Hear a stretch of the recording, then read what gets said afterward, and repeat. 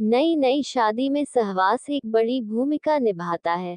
हर लड़की की ख्वाहिश होती है कि उसे शारीरिक सुख की प्राप्ति हो, लेकिन सच्चाई अलग है। शादी में संभोग सुख तो प्राप्त होता ही है, लेकिन शादी के साथ सिर्फ सुख प्राप्त नहीं होता, उसके साथ मिलता है दुख भी।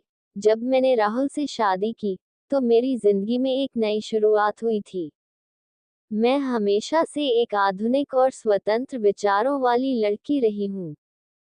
पढ़ाई के बाद नौकरी ज्वाइन की, अपने सपने सजाए और सोचा था कि शादी के बाद भी सब कुछ वैसा ही चलेगा। लेकिन जब मैंने ससुराल में कदम रखा, तो मुझे समझ में आ गया कि मेरी जिंदगी का ये नया अध्याय कुछ अलग होने वाला है। मेरी सास, विमला देवी, एक बेहद पारंपरिक और सख्त महिला थी। उनका हर काम नियमों और परंपराओं के दायरे में होता था, और उनसे जरा भी अलग कुछ करने की इजाजत नहीं थी। जैसे ही मैं घर में आई, उन्होंने मुझे हर काम के अपने तरीके से करवाना शुरू कर दिया। मुझे लगा, मैं तो कभी इस माहौल में ढल ही नहीं पाऊंगी। वो हर छोटी बात पर मुझे टोकती थी, ऐसे नहीं, वैसे करो, घर की बहू ऐसे नहीं बोलती, तुम्हारी नौकरी घर के काम से ज्यादा जरूरी नहीं है। ऐसी बातें सुन सुनकर मेरा दिल घबरा जाता था। राहुल समझाने की कोशिश करता, लेकिन वो भी अपनी माँ के सामने ज्यादा कुछ नहीं कह पाता था। कई बार तो मुझे लगा, जैसे मैं इस घर में अजनबी हूँ। फिर एक दिन ऐसा हुआ जब मेरे सब्र का बांध टूट गया।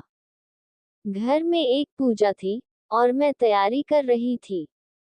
थोड़ा अनुभव की कमी थी, और उससे कुछ गलती हो गई। मेरी सास ने सबके सामने मुझे बुरी तरह डांट दिया। मुझे बेहद अपमानित महसूस हुआ। उस पल मुझे लगा कि शायद अब और कोशिश करने का कोई मतलब नहीं है। मैंने ठान लिया कि अब मैं बस अपने काम से काम रखूंगी और दूर ही रहूंगी उनसे। लेकिन कहते हैं न, कि जीवन हमेशा हमारे हिसाब से नहीं चलता। उसी रात मेरी सास की तबीयत अचानक बिगड़ गई। उन्हें तेज बुखार हो गया और वो बेहद कमजोर हो गईं। मैं अपने गुस्से और नाराजगी को भूलकर तुरंत उनकी सेवा में लग गई।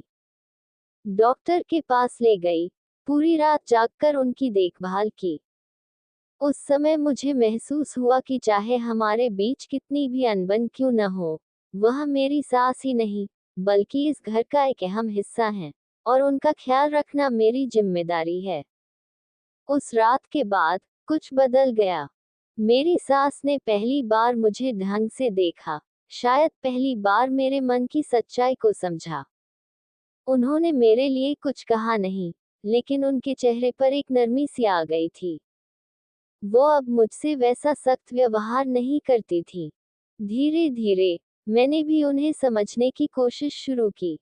समय के साथ मैंने जाना कि उनका सख्तपन असल में उनकी परवरिश और जीवन के अनुभवों का नतीजा था।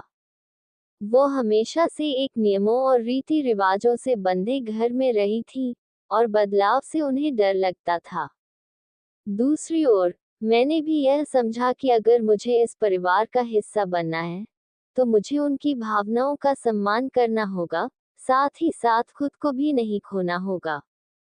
मैंने अपने तरीके से उन्हें ये दिखाने की कोशिश की कि हम परंपराओं का सम्मान करते हुए भी कुछ नई चीजें अपना सकते हैं।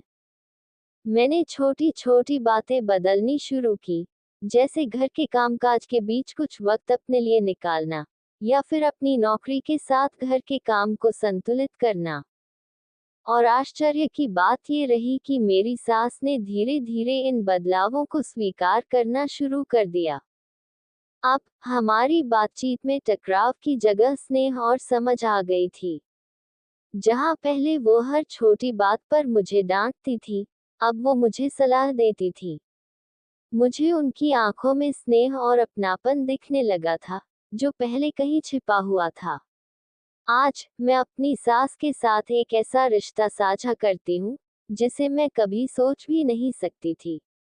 वे मेरी सास से बढ़कर मेरी माँ बन गई हैं। हम दोनों एक दूसरे का ख्याल रखते हैं, एक दूसरे की जरूरतों को समझते हैं, और सबसे महत्वपूर्ण बात, एक दूसरे का सम्मान करते हैं।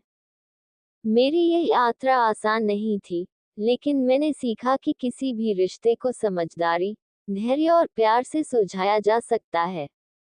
रिश्ते बनाने के लिए कभी कभी हमें अपने अहम और नाराजगी को पीछे छोड़कर दूसरे व्यक्ति की भावनाओं को समझने की जरूरत होती है।